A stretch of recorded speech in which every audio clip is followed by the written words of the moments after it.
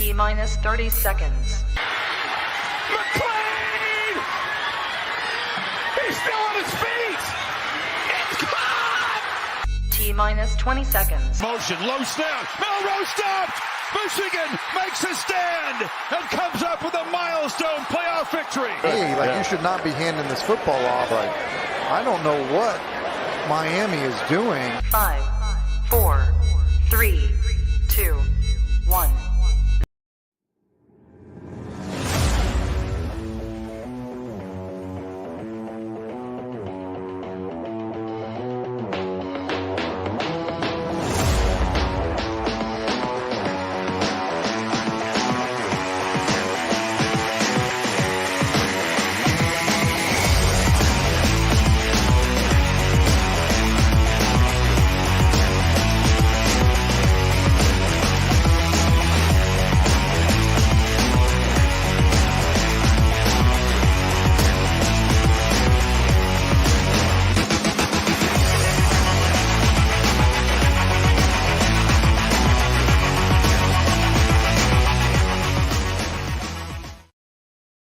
Good morning, everybody, and welcome back for week 5 of college football. And thank you for joining us on Out of the Tunnel to get you ready for a jam-packed weekend of college football. We already had some great games on Thursday and Friday. We're going to talk about the Friday games here in just a moment. Been off the last 2 weeks. So 2 weeks ago, we were heading to my wife's family's house up in Virginia, and we met a deer head-on the way there. And so just with all the confusion, everything going on, we ended up not getting into their house until about 11 o'clock. Decided to postpone the show for that week. And then last week, my 1-year-old son decided to wake up at 4 o'clock in the morning. We finally got him back down to sleep, and then I just slept through my alarm. So that's where we've been the last 2 weeks. But we're here to get you ready for week 5 and talk all about it. We have a lot to get into today. And like I said, we're going to talk about those Friday night games here real quick. You had Washington visiting Rutgers, traveling the whole way across the country, coming off kind of a disappointing 2 weeks. Yeah, they won last week, but they did lose 2 weeks ago to their in-state rival. They didn't look fantastic last week against Northwestern, but they were able to pull away late and get the key victory there. Rutgers has looked extremely good this year, but last night both teams looked absolutely horrible. Special teams is very bad for Washington. They missed 3 field goals, including one as time expired that would have sent it to overtime. Um, and you really start to worry how the psyche of that team is going to be affected going forward. They have a very difficult schedule here coming up. They still have the Penn State Whiteout game in a few weeks here, and just a very difficult road ahead. They also play Michigan in a few weeks here. So it'd be interesting to see how they react. On the other hand, you got Rutgers, and an ugly win is a win, but they have looked very good to start the season here so far. They've gotten some good wins, some hit and miss, opportunities here along the way. But I'm still very impressed with what Greg Schiano is doing at Rutgers, and this is the best Rutgers team I think we've seen in a very long time. And I think Rutgers is becoming more and more of a stable team there, and you're not going to see as much volatility in their wins and losses throughout the year. Greg Schiano is really getting a good program rolling there, and it's always good to see when you have a team that has notoriously struggled, especially through the last few years, to finally find some balance and be a decent team. Now, are they ready to compete with the Ohio States and the Michigans and the Oregons and teams like that? I'm not exactly sure, but nonetheless, it's good to see a program make progress and get better week over week over week. And I'm excited to see where that program can go the rest of the season. The other game we had was filled with drama as well. We had Virginia Tech visiting Miami. Virginia Tech coming off an ugly loss to Rutgers at home. A game really they should have won. We could have been looking at a 4-0 Virginia Tech going down to Miami to visit them if it isn't for a few key plays going against Virginia Tech. Nonetheless, they head down there, big chip on their shoulder, double-digit underdog to the number 7 Hurricanes, and they played like the Virginia Tech team we all thought they were going to be coming into the season. They pull out a 10-point lead in the halftime. Really, probably could have been more if it wasn't for a couple defensive lapses, but the offense was finally rolling. The offense finally looked good. They get to the second half. Again, the offense stumbles a little bit, but for the most part, still moving the ball, still scoring points. Defense just could not get a stop to save their lives, and it ends up biting them. They go for a fake field goal as well. They could have easily taken it 3 points, and then on this last possession we're getting ready to talk about, you only would have needed a field goal to win the game. But that's always a mistake looking back. When I critique stuff like that, I look at the Oregon-Washington game from last season when Oregon left a lot of points on the board going forward on fourth down or going forward in the red zone like that. And so as a coach, that's just stuff that you're gonna have to live with going forward. You're gonna make decisions like that. They're not always gonna work, and you're always gonna be stuck wondering what if. But nonetheless, it comes down to the last possession. Virginia Tech almost seemed like they had no sense of urgency. They had two timeouts in just under 2 minutes to drive down the field, and they were treating it like it was a normal drive. There was no urgency. A lot of time ran off the clock in between plays. They burned and essentially wasted two of their timeouts. I really feel like they had, if they had called their offense properly, they could have saved those two timeouts and been in a better position time wise at the end of the game there. But nonetheless, Drones chucks up a hail mary as time expires. There's a mad scramble in the back of the end zone. The refs talk about it for about a minute after the play was over. They finally rule it a touchdown after the light show had gone off. Miami's bench clear. They're all celebrating. The refs finally come out and say it was a touchdown. And of course, it goes up to replay review. It's reviewed for 5 minutes, and finally, the replay comes back and says, "We're going to rule that incomplete." Virginia Tech fans are upset. Obviously, Miami fans are very happy. My 2 cents on the whole thing is there no matter how they call that on the field, there was never gonna be enough evidence, and if you have to review a play for 5 minutes to finally be able to decide, "Hey, this was incomplete," we're that's what we're gonna rule it, or, "This was, completed, and that's what we're gonna rule it." You should know that within the first 2 minutes tops, if that again, this replay went on for what felt like 10 minutes, but it had to be probably about 5 minutes of replay, and then they finally come back. If you're looking at a replay for that long, there's no way, and they were showing the same angles on ESPN. There was no evidence there to overturn that call. I'm not saying it was a right call or wrong call, but whatever the call was on the field, I don't think there was enough evidence there to overturn that. You're not going into that replay review going, "Okay, I'm looking for evidence now of a touchdown." You need to overturn the call. You need to be finding evidence that it was incomplete. Nothing I saw ruled that. So I do think Virginia Tech got hosed in that aspect. We'll have to see what happens moving forward, but hopefully they can realize that how good they played and finish out the rest of the season, and who knows, maybe they get another shot at Miami down the road, just down the road from me here in Charlotte. But let's go ahead and let's move into this week, and the first thing that we are going to talk about, um, is my trip last week. So our wonderful neighbors, here, they are South Carolina Gamecock fans. They got season tickets, they got a camping spot there and everything. So they invited us down last week, to go to the South Carolina Akron game, and it was one of the best environments, I had ever been in. I had so much fun there, and I am excited to go back. I knew this was gonna be a fun environment. I was kind of curious how it would be, with it being an Akron game. It wasn't like a high profile SEC game or even a high profile out of conference game. It was Akron. But the stadium was packed. It was recorded as a sellout, and the crowd was energetic at kickoff, and they, for the most part, stayed throughout the whole first half. Once it hit halftime, I wouldn't say South Carolina was up comfortably, but they did have a lead, and the fans obviously had a strong belief there, so they went ahead and they hit the door. Um, but a large majority, I will say, did stay for the rest of the game. We ended up leaving about 2 minutes left in the right about the 2-minute warning, or excuse me, the 2-minute timeout in the fourth quarter. But nonetheless, it was a great time. Had so much fun there. Again, excited to go back. The tailgate environment was absolutely fantastic. Our neighbors, they have a great setup there. It's like 4 campers that just box you in, creates like a little courtyard. It was so cool to be in that. Everybody there was super friendly, the typical Southern hospitality you always hear about. It was on full display. We had so much fun. Extremely excited to go back and experience that again sometime. But if you have not been to a game at Williams-Brice Stadium, I definitely recommend going to it. We were extremely lucky to get a night game, beautiful sunset, as you can see there in the back of the video, and sandstorm at night. They do light shows. It was just a top tier environment I have ever been in. And I again, like I said, I'm excited to get back and go there to another game. Speaking of environments and stadiums and all this, I have now been to 10 college football stadiums. So I'm going to go ahead and rank my top 10 stadiums. Coming in at number 10 is Brooks Stadium for Coastal Carolina. I went here to a game in 2021.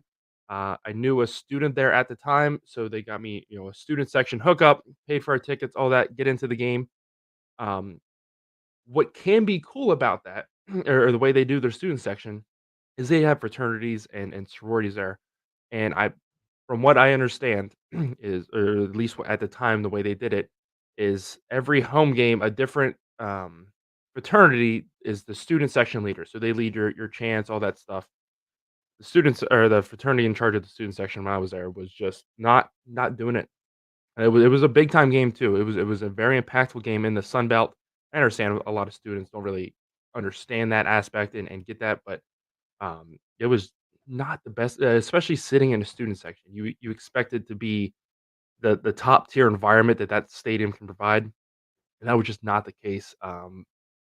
So maybe I'll give him another shot later, but wasn't the best experience at Brooks Stadium. Number 9, I have Heinz Field. I went to a Pitt game. Oklahoma State at Pitt. This was in 2018, I believe.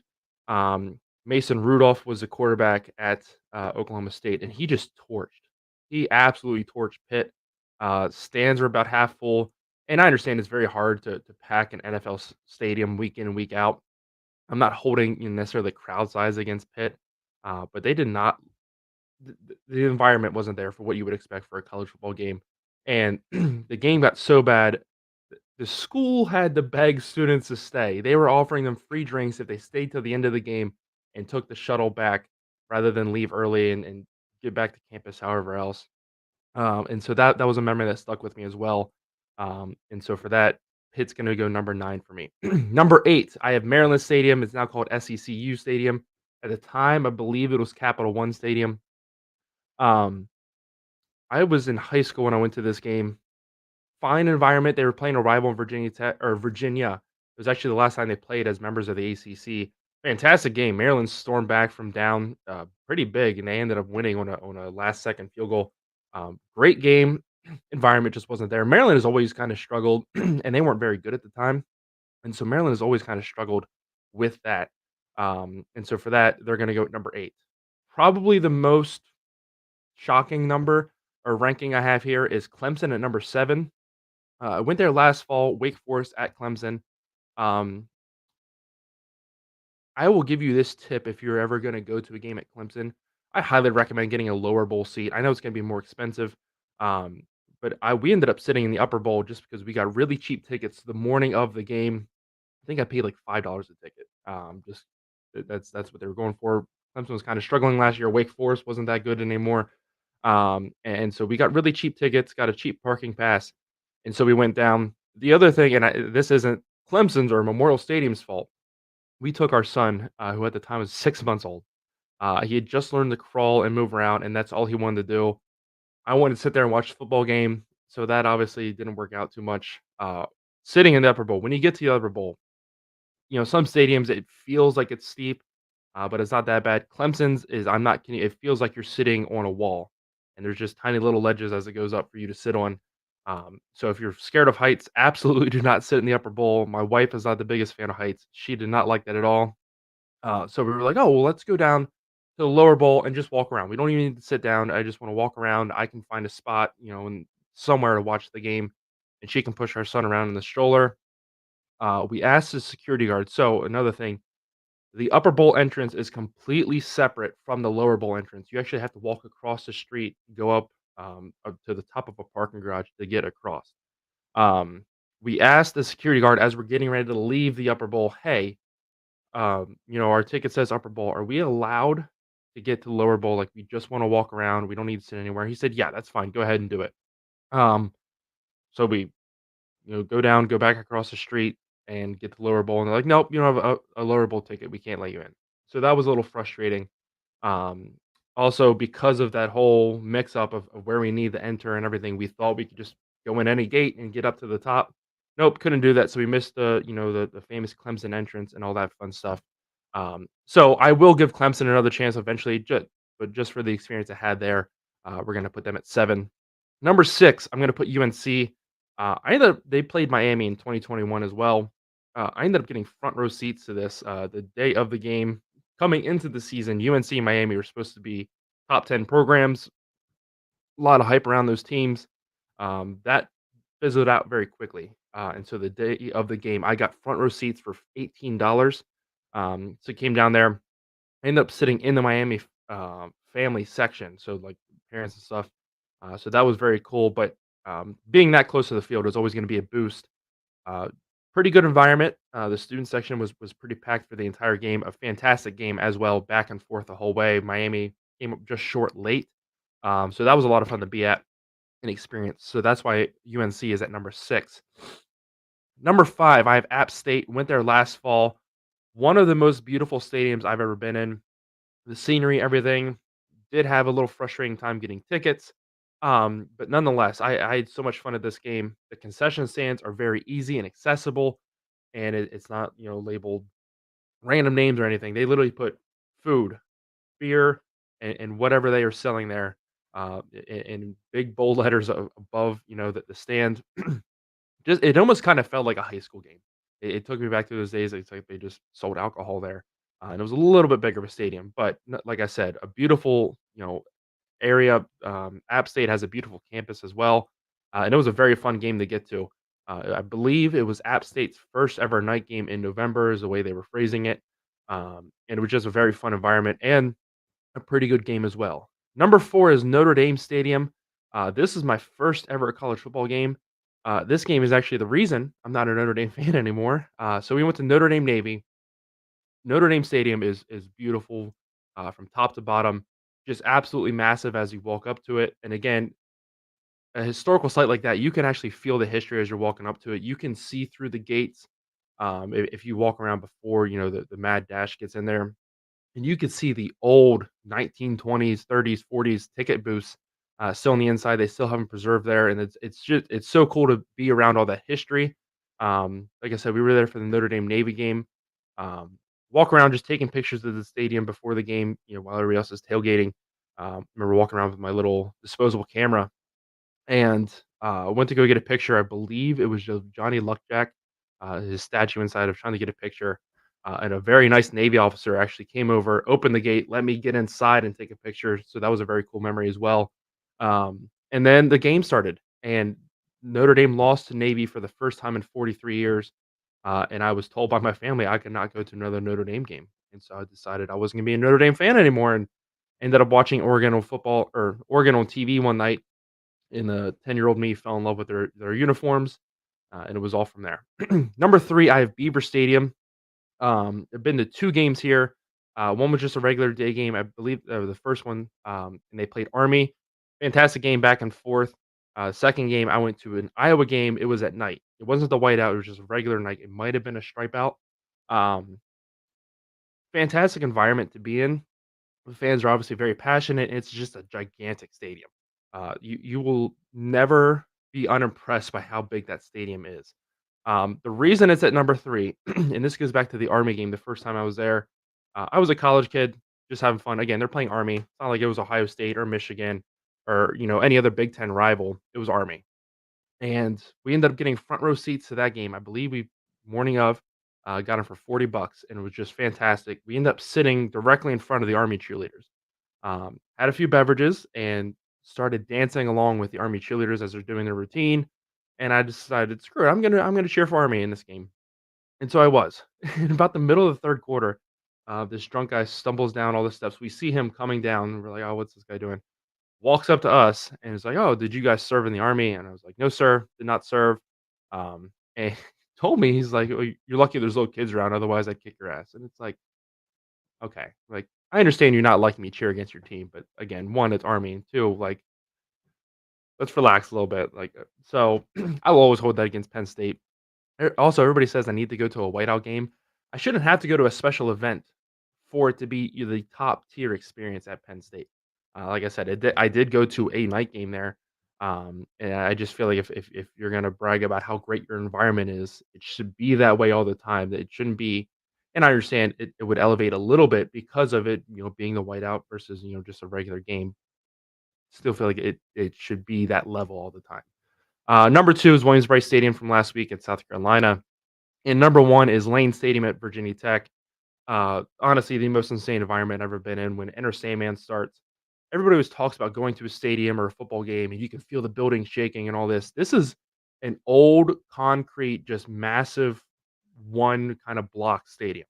And when Enter Sandman started for the entrance, you could I swear to God, I felt like the stadium was gonna collapse under my feet. It was shaking that much. It was so freaking cool. I loved every second of it, and the crowd was into it the whole game. They played Notre Dame. They were leading late. Notre Dame comes back and they kick a game-winning field goal as time expires. But just that entire environment, again, everybody there was super friendly. I was there by myself. Met a random guy who parked next to me, and he was a Virginia Tech alum, and he just showed me around the town. He walked me into downtown, took me to a good sandwich spot because I was there all morning. It was a late night game, and so the fans there are absolutely fantastic, and we're gonna talk about it here in a second, but I'm heading back there soon. I can't wait to do that. Speaking of the upcoming stadiums, like I said, on 10/17, I'm gonna head to Lane Stadium again, for their Thursday night game against Boston College. We're gonna go to the very next day. We're driving all the way up to West Lafayette, Indiana for the Purdue-Oregon game on 10/18. So I'm excited to see that one, especially at night. And then the very next day, we're gonna drive an hour south to Bloomington, Indiana, for Nebraska at Indiana. That's gonna be a ton of fun. And then as of right now, the only other game I'm gonna make it to this year is here in Charlotte. I'm ashamed that I've lived here for 4 years now. And I have not made it to a Charlotte 49ers game. It's right down the road, not super expensive tickets, but they're going to be taking on Tulane on a Thursday night. So I'm going to head over there before I head back to Pennsylvania to catch the Oregon Michigan game with some family, which is going to be a lot of fun. So those are the upcoming stadiums. Let me know what other schools I should get to soon. And let's go ahead and move on now. And we're going to talk about probably the biggest story of the week, and that's the whole transfer portal debacle. So in case you missed it, earlier this week, UNLV starting quarterback Matt Saluka came out and announced that he was going to redshirt the rest of the season. Again, starting quarterback, UNLV is off to a 3-0 start. I've beaten some pretty good teams. They just got ranked in the coaches poll for the first time ever. They're at number 23, not ranked in the AP poll though. Um, Nonetheless, off to a great start this season. So Luca comes out and says that uh, his NIL agreements had not been met, and for that reason, he's going to redshirt the rest of the year, and then intends on transferring at the end of the season. So that story breaks. It's big news, makes a lot of waves, so on and so forth. UNLV fires back later in the day, and I'll read their whole statement to you. Football player Matt Saluka's representatives made financial demands upon the university and its NIL collective in order to continue playing. UNLV Athletics interpreted these demands as a violation of the NCAA pay for play rules as well as Nevada state law. UNLV does not engage in such activity, nor does it respond to implied threats. UNLV has honored all of its previously agreed upon scholarships for Matt Saluka. UNLV has conducted its due diligence and will continue to operate its programs within the framework of the NCAA rules and regulations, as well as Nevada state laws. Um, Basically, to summarize, what they're saying is everything that they agreed to with Saluka beforehand was taken care of. Any preseason agreements were taken care of. The story that has come out is that with how UNLV has started, Saluka, his family, and their agent got together and said, "Well, we should get more money because of how good the team is playing." And so the story is that they went back to the school and said, "We want $100,000 more, otherwise we're done." And the school said that's not happening. Now everything is going back and forth. Nobody really knows who to believe here. Um, and the problem here is that there's no contracts, because schools are worried about signing actual contracts, and that the NCAA can turn around and get them in trouble for that, because the NCAA is so incompetently dumb that they and I brought this up last year when I think we talked about NIL a little bit as well. Is the NCAA, they lost a court case. Oh, you have to start paying players, and they just said, "Fine, have at it," and just kind of threw a hissy fit that what they had made such a bone about. Basically, their entire existence is that these are amateurs, and you can't pay amateurs, and so on and so forth. And now the court said, "Well, you have to, especially if you're using their name, image, and likeness to promote your brand and make all this extra money. You have to compensate them." And so the school threw or the NCAA threw a hissy fit and said, "Fine, just have at it, and we'll deal with it later." Well, it's later, and now because they refuse to implement any kind of strict rules or adherence or anything else, these schools don't know what to do, and they're just having at it. They're starting NIL collectives, and they're letting players sign 6, 7-figure deals, and so on and so forth. And the NCAA just sitting there going, "Well, this is what you guys wanted. Everybody's paid. What do you want us to do about it?" And it I said this last year. Slade and Nick kind of rolled their eyes at me. I've been saying it for a while, actually. The NCAA in terms of college football, I think, is defunct within, I said last year, 5 years, so we'll call it 4 years now. I really feel like the college football playoff committee, or even there's so much talk now of the Big Ten and SEC splitting away and doing their own league and all this other stuff. The way that the NCAA has just completely fumbled at everything, from head to toe with the NIL, and now of course they're trying to scramble and get rules in place and cap NIL and all. It maybe they do, but at this point it's too late. Everything is just everything the NCAA does just boggles my mind at how you could mess up that badly and still be a functioning organization. And I really feel like we're gonna see here soon a huge split. And I'm not saying the NCAA just stops existing. I mean, they're still gonna control FCS, Division II, Division III, so on and so forth. But FBS level, or maybe like I said, at least the SEC and the Big Ten, we can see have a drastic split and just pull away. But the NCAA's lack of control and foresight and just again being petty and we lost. Go ahead and just do whatever you want. And now they're trying to scramble and get stuff in place. It is just so dumb. And if you were on the outside looking in, if I told you this was a Fortune 500 company and this is how it was being ran, you'd wonder how they were still in business. And of course, the NCAA is a non-profit, all this other stuff, but it's genuinely frustrating to see how they've handled all these situations and how they've essentially acted and everybody's pointing at, networks and conferences and all this other stuff for ruining what we know college football to be as. It's the NCAA's fault because they refuse to take any responsibility. They refuse to act like a governing body unless they're breaking some arbitrary, stupid rule, or unless you're out there, illegally scouting teams. They refuse to step in and do anything, and it's so frustrating to watch a product that we love so much and we care for so much just get ruined because the NCAA is so dumb. They refuse to step in and do anything about all the conference realignment and conferences dying. The Pac-12 is on life support right now. Yeah, they're trying to add more schools, but who knows if that's going to work? If they don't get enough schools, do they just completely fold?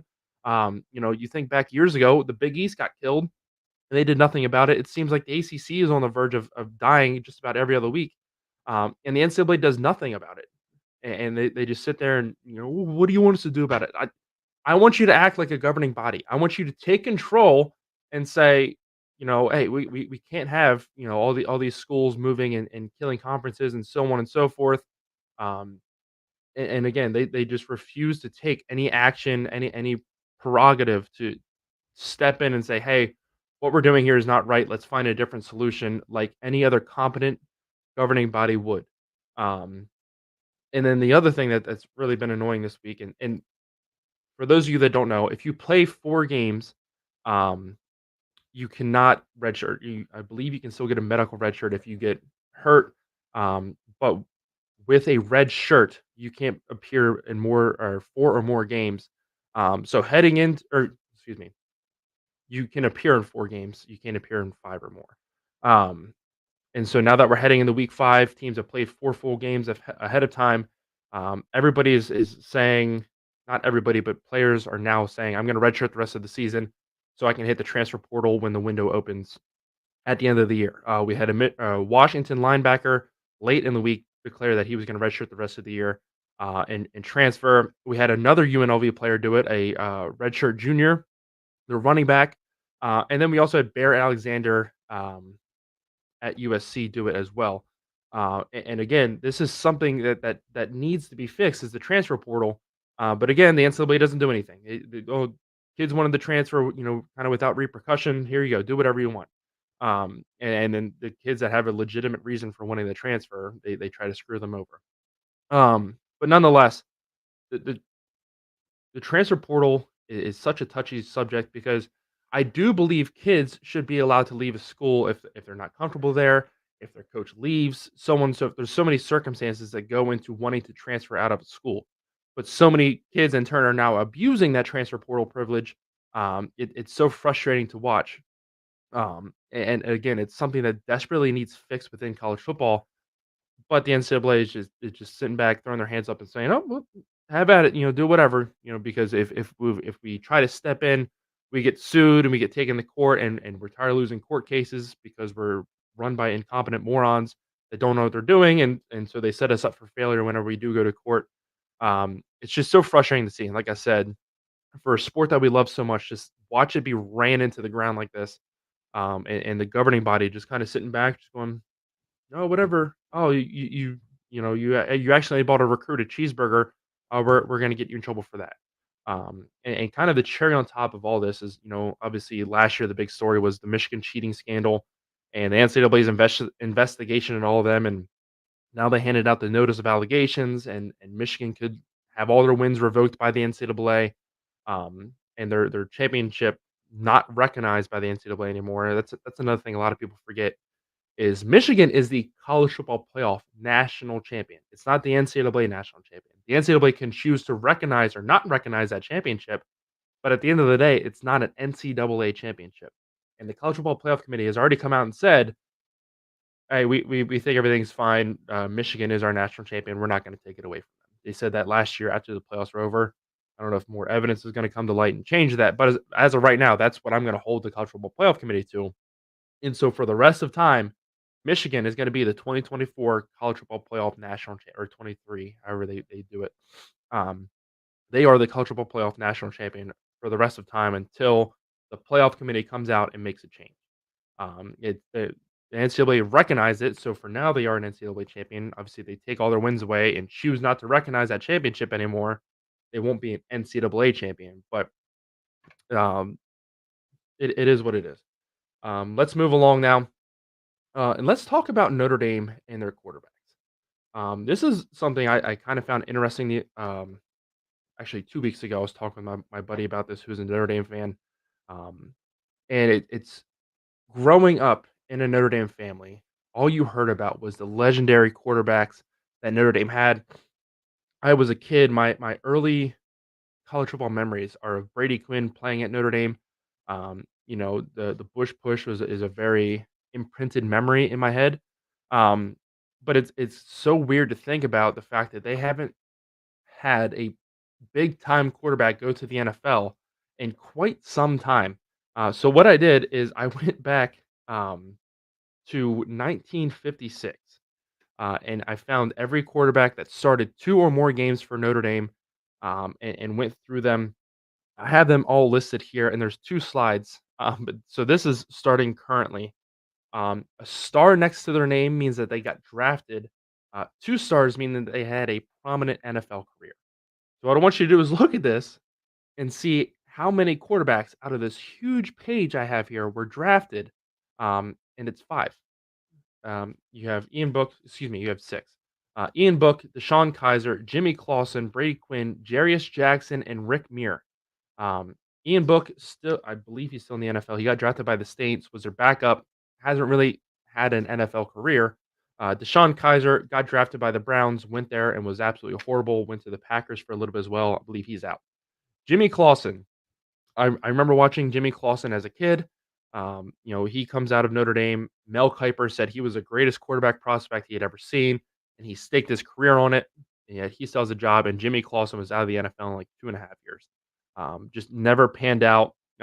Granted, he went to a horrible Carolina Panthers team, and without him and that team sucking, they don't get Cam Newton, so on and so forth. Um, and then, fun fact, Evan Sharpley was that quarterback at the Notre Dame Navy game I went to, and that was his second ever start. It was his last ever start as well. Brady Quinn, again, just talked about him. Highly touted coming out of college. He goes to the Browns, where quarterbacks went to die at the time. And just his NFL career never panned out. Now, of course, he works for Fox Sports. Jarius Jackson, pretty great college career, goes to the NFL and does absolutely nothing. Um, Rick Muir, I have him to start here. So he did get drafted. He was picked second overall. He had a fantastic rookie season. He set rookie records at the time for passing yards, attempts, and completions. But after that first year, he really kind of fell off the wagon, and just did not have a successful NFL career after that.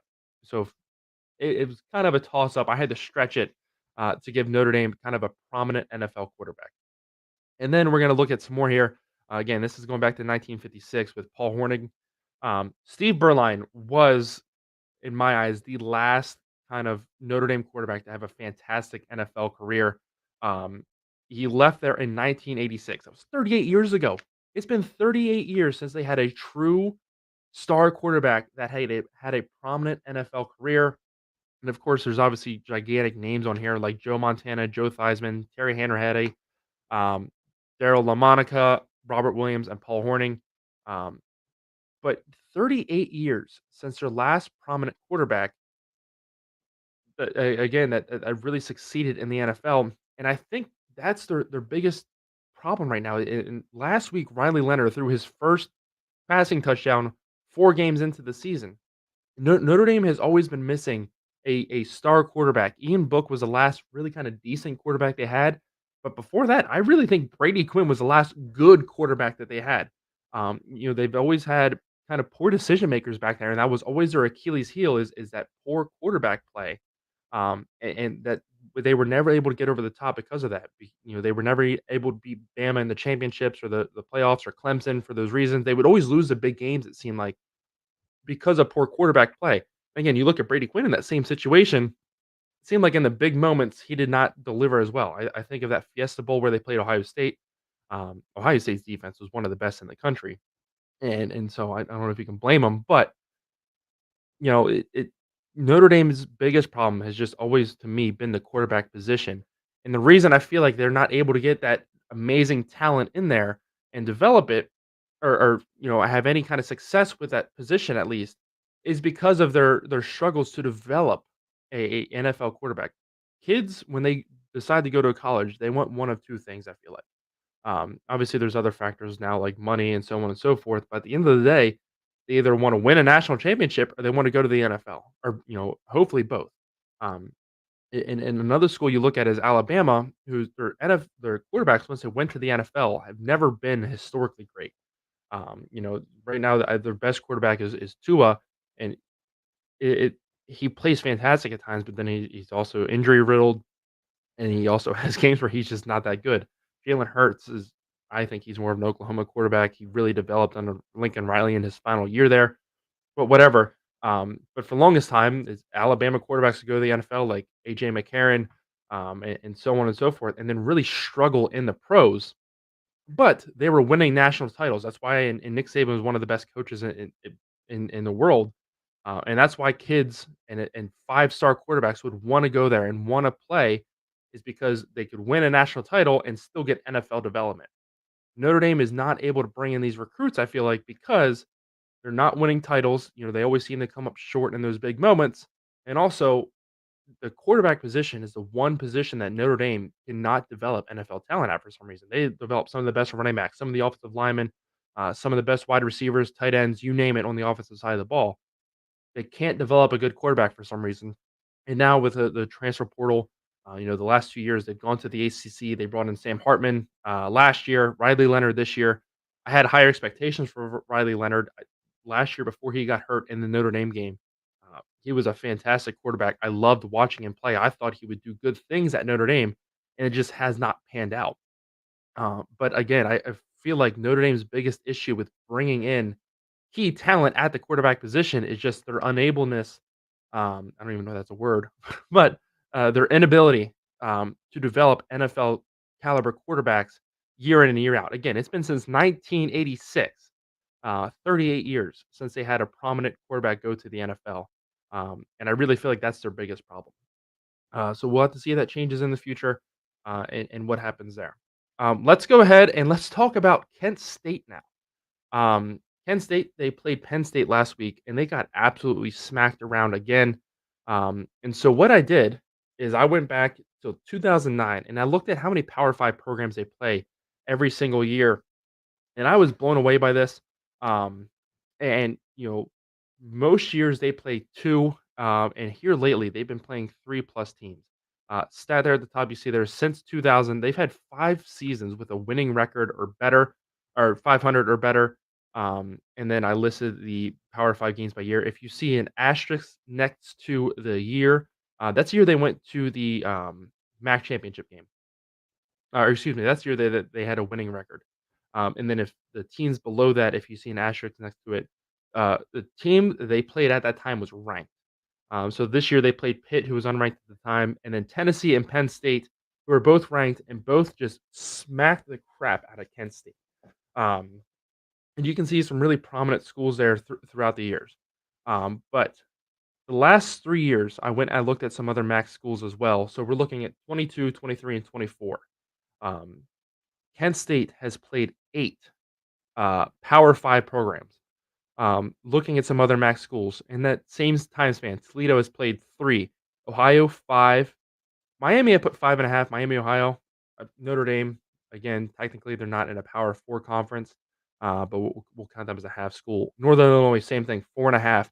Akron is the closest, and again, Akron is not a very good football team either. They played 7, so 1 less than what Kent State has, and Buffalo has played 3. So that's looking across the MAC and just kind of what they're doing as well.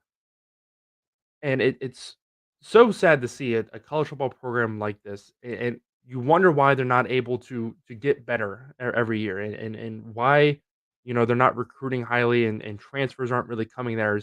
Who the hell would want to go to a school where you're going routinely to get your butt kicked and not even close. Like, Tennessee put up 70 points on them. Tennessee wanted to shorten the game. They were kicking their butt that bad, and Kent State said, "No, we're just gonna take it." And then same thing, they go to Penn State last week, and they just get obliterated. And now they have a lot of key players hurt, and then now they gotta turn around and start MAC play. Like, the the athletic directors at this school needs to just be fired, and not just out of his job, but, like, put in a cannon and shot into the freaking Atlantic Ocean.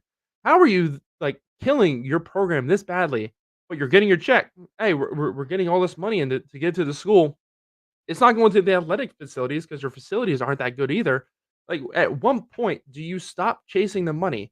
And I'm fine with you playing 1 to 2 schools a year, that are key programs like that, and getting your, $1.5 million check or whatever it is for playing that game. But why are you doing 8 games in 3 years? And if you go back further than that, look how many, like, 3 out of your 4 non-conference games most years are Power 4 programs. Like, that is so insane to me. And you wonder why, your program isn't getting better, and why you're routinely having to fire coaches. You haven't had a winning season or a 500 record since 2021. But hey, let's just it's the coach's fault. Let's fire these guys because they can't recruit and they can't win games, and so on and so forth. Well, half the team is missing by the time you get to MAC play, because you play these gigantic schools with, with all due respect, sub-tier players, and they're just getting hosed week in and week out. And you wonder why kids don't wanna go to play there, and so on and so forth. And so if you wanna save your program, dude, you gotta stop playing so many freaking Power 4 schools year in and year out. I feel so bad for that, and Akron's the same way. Granted, they're not playing as many apparently, but it's so insane to me to see the incompetence, and wondering why your program isn't getting better just because you wanna chase the check and think that you can compete once you get to your max schedule, but you can't, because, again, all your key players are hurt. So it was interesting to me to go back and look at who Kent State has played through the years, and how much they've struggled, and so on and so forth. So that's my 2 cents on Kent State and Akron as well, honestly. So let's go ahead and get to our coffee and cash outs for week 5. We're going to start with our upset alert. 2 picks in so far, no wins, 1 cover. This week, we're going to look at LSU at home against South Alabama. Alabama is coming off an absolute drubbing of App State on the road. I had high hopes for App State. South Alabama didn't really show anything the first 3 weeks of college football. They go into App State last week and just absolutely manhandled App State. Not expecting the same thing, obviously, on the road at LSU, but LSU has really struggled at times this year. Slow starts, especially coming out of the second half. They get taken to the wire last week by, not the greatest of programs in UCLA. So LSU is really showing kind of, a lot of, subpar play at times, and not looking fantastic all around. And now they have a very hyped up South Alabama team coming in there. I think South Alabama can keep this within 3 scores, especially if LSU plays the way they had the last few weeks. The refs had to bail them out against South Carolina, and they kind of got some generous calls last week as well. Who knows if that's affecting the game at all? But I think South Alabama can keep this close, and if they pull off the upset, um, The Lord only knows what's going to happen there. So I'm going to take South Alabama as 20.5 point underdogs on the road at LSU. Um, Saturday picks. So far, we're still winning. I obviously haven't made a pick since week 2. And thankfully, I have not broadcasted the picks I made in week 3 and 4 because it wouldn't have been good. So let's focus up. Let's lock in and get on the right track here. We're still winning. Let's see if we can grow this. Everything is going to be one unit today. We do have a parlay here, though. We talked about parlay on the last episode. Again, it's been a couple weeks. So if you forget, a parlay is you're just combining picks together. You need both of those picks to win for your bets to hit. We're going to take alternate lines in the Ole Miss and Penn State games. Ole Miss, we're going to take them at -10 against Kentucky at home. I think they're going to get off to a little. They haven't played anybody good yet. Kentucky obviously showed us what they're made of against Georgia, but they also did not look great against teams like South Carolina. So I think Ole Miss can stumble here and there in their first really grueling test in the SEC. But I think by the end of the game they'll be fine. They'll be able to pull away here. So I like them as to win by 11 or more points for that bet to hit. And Penn State, same thing. Illinois coming off a very high profile win. They beat a ranked team on the road. This is going to be a night game at Happy Valley. Um, there's going to be a lot of energy in the crowd there, as we talked about. But I think coming off that high that Illinois had last week, and now having to go on the road to an equally or even slightly more difficult kind of environment, going from Nebraska to Penn State, I think there's going to be a little bit of a letdown there. And I think Penn State has looked so good on offense and defense.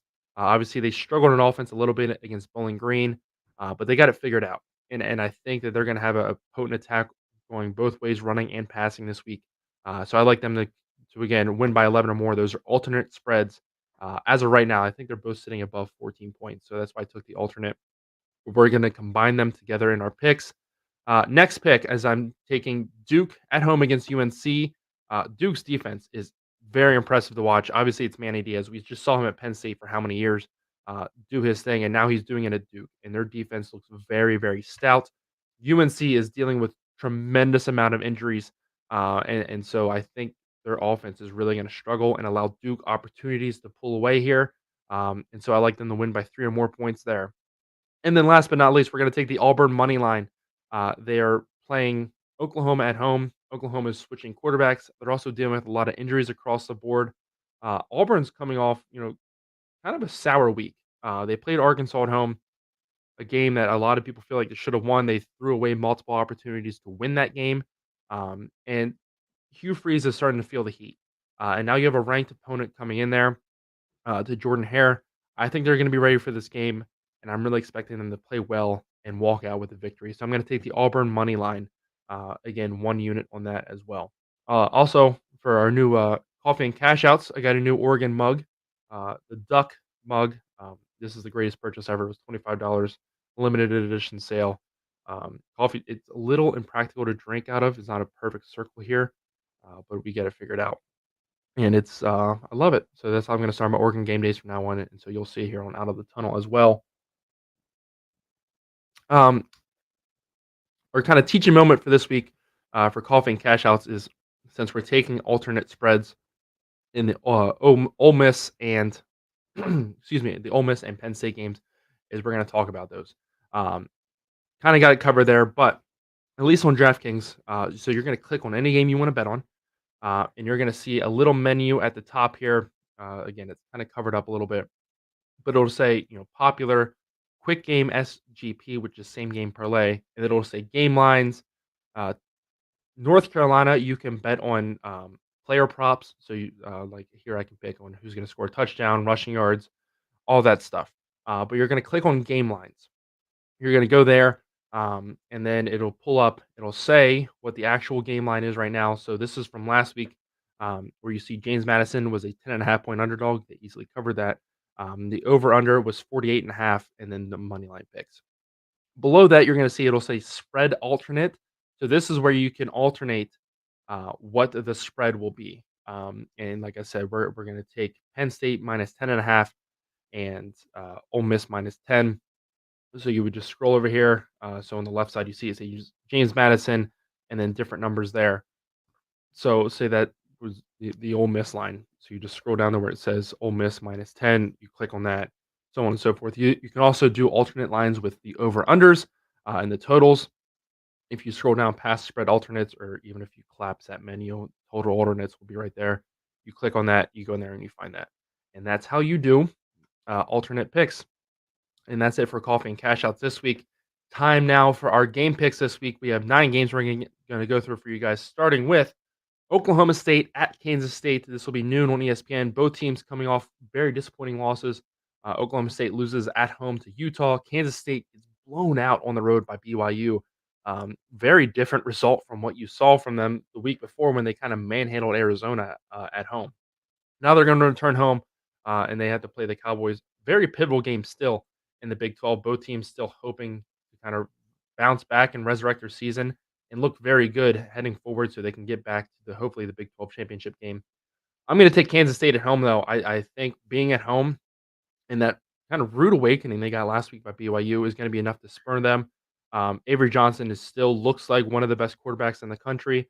Obviously, had a down week last week, um, but I think their offense bounced back. I think their special teams has bounced back as well. So I'm going to take Kansas State at home. Again, that game is noon on ESPN. Next up, Maryland at Indiana. This will be noon on the Big Ten Network. Indiana undefeated so far, has not played a single quality opponent yet. FIU, Charlotte, and Western Illinois is who they have played so far, and one other team is in there as well. But nonetheless, not tested at all so far, so I'm not impressed by their 4-0 start. Maryland has been very up and down. They looked good against UConn and Villanova, kind of threw the game away against Michigan State. But nonetheless, at home, I like Indiana to at least keep the momentum rolling. That really clashes with my red shirt, so sorry. But yeah, I really like the Hoosiers to kind of keep things rolling at home. I think this is going to be a lot closer than Indiana's games have been in the past, so it'll be interesting to see how they respond to adversity and being in a tight game like that going forward. But nonetheless, I think Indiana gets it done at home and continues their hot streak. And then they got a big test next week as well. Heading over to the SEC, 3:30 on ESPN, we got Arkansas and Texas A&M. This is in Jerry World. Um, Arkansas looked good at times last week. They walked away with the victory on the road at Auburn. Kind of stumbled here and there, but this team looks so much better than what they did last season. I don't know if it's Pittman coaching for his life with Bobby Petrino breathing down his neck or what's happening. Um, Texas A&M really struggled against Bowling Green last week. Bowling Green might be the best team in the country, or best team in the MAC. Sorry, got ahead of myself there. We saw NIU beat Notre Dame, but they went down to Buffalo last week. Bowling Green took Penn State and now Texas A&M to the wire. And so we're going to find out what Texas A&M is made of. Were they looking ahead to this game? What was happening there? But they're going to take Arkansas on the road, or take Arkansas on in Jerry World, and I think Arkansas walks away with the win in this one. I'm really impressed with how they played the first couple of weeks, and I think this team is highly motivated. And again, Pittman is coaching for his career right now, Texas A&M just has not showed me enough on the offensive side of the ball for me to believe that they can get this done. So I'm going to take Arkansas to win this one. Next game we got is TCU at Kansas. This is 3:30 on ESPN Plus. TCU coming off a disappointing loss to SMU in the rivalry game. Sonny Dykes ejected from that game, and Kansas is kind of the surprise of how poorly they played so far this year. 1 win, 3 losses, and 3 pretty ugly losses as well. Um, 2 of those games they definitely should have won, but they're going to head back home. They're going to look to get right, and I think they do against Kansas. I think they get the off, or excuse me, they do against TCU. I think they get the offense figured out. I think they play much better. And honestly, at this point, you got to start to wonder if they put Bean in over Daniels. I was a Daniels believer. I thought he was the guy to kind of lead this Kansas team towards the top of the Big 12. Has not worked out this season. And at some point, I think you got to start to look at Bean and see if he can take over and lead the offense any better. Nonetheless, I really think Kansas gets it done at home. So I am going to take the Jayhawks against TCU. A rematch game from last year, Notre Dame undefeated goes into Louisville, and Louisville just kind of stomped and walked all over them. And now they're going to meet again as number 15 and 16 teams in the country. This is 3:30 on Peacock. To my family that are Notre Dame fans, I am sorry that you have to listen to the Peacock announcers and deal with a crappy broadcast, but it is what it is. I had to do it with Oregon and Boise State a couple weeks ago. and now you get the joy. But Notre Dame obviously had that huge bounce back game against Purdue and looked fantastic from start to finish. Louisville taken to the wire last week by Boston College, or excuse me, by Georgia Tech, um, but they ended up walking away with the win. I the other thing that's kind of going against Notre Dame in this game is not only is it streaming on Peacock, seems every time they play on Peacock they struggle, but they're also wearing their green jerseys. And anybody who's been around Notre Dame long enough knows that those green jerseys almost seem like they're cursed. You think of the Ohio State game last year. The game I remember with the green jerseys was I mentioned it earlier, the Bush push. Um, but we'll see if they can reverse the curse in this one. I'm going to take Notre Dame at home. I think this being a home game kind of elevates them. Granted, they did lose to Northern Illinois at home, but there's enough players remaining on this team that want revenge for last season and kind of how they played that game. So I think this is a low scoring game, but I am going to take Notre Dame to win at home. Next up, we got another rivalry game here. Mexico at New Mexico State. This will be 8 o'clock on ESPN. Shout out to ESPN for at least streaming the game this year. The last 2 years, this game wasn't even on TV. New Mexico State, one win. New Mexico, no win so far. But I really like what Bronco Mendenhall is doing there. They looked good in that Week 0 game against Montana State. They just fell apart late, but the pieces are there. And I think this week they put the pieces together and they can go out on the road and beat the rival. So I am going to take the Lobos to win over the Aggies. Next game we got is Washington State at number 25 Boise State. This is a huge game. Washington State has looked so good to start the season. Key wins over the rival in Washington. They played a new. They were the home team. They played a neutral site in Seattle. Made absolutely no sense to me. Nonetheless, um, Boise State, their running game is absolutely killing it this year. Ashton Genty should be in the Heisman conversation. One of the best running backs across the board I think we've seen in years, honestly, with how good he looks. This is going to be a difficult game for Washington State. They got taken to the wire last weekend by San Jose State. Boise State is looking to keep it rolling. This is 10 o'clock on FS1. I'm going to believe in the Cougs. I'm going to take Washington State to win this one. I think this is close. It's going to come down to a last second field goal, I feel like, again. But I just think the momentum Washington State has, they might feel a little disrespected that they haven't been ranked yet. This might even go to overtime as well. I think the game is that close, and I think it's going to be back and forth. The way Boise State can run the ball and Genty can break off gigantic runs, and the way Washington State moves the ball, they got a pretty good passing attack. Again, this is going to come down to the wire, but I will take Washington State to win on the road and keep their momentum rolling. Next game we got is Arizona at Utah. This is 10:15 on ESPN. Arizona obviously kind of stomped by Kansas State. Utah rolls by. They let them into the game late, but they rolled by Oklahoma State last week. This is 10:15 on ESPN. Night game at Utah. One of the most underrated environments in college football. And obviously Kyle Whittingham has his team just rolling right now. So I'm going to take the Utes at home. I think that they are here to prove that they are the team in the Big 12 right now. Before the season, this is a game that a lot of people had circled that could have huge implications. I think it still obviously does have big implications, even though Arizona dropped the game already.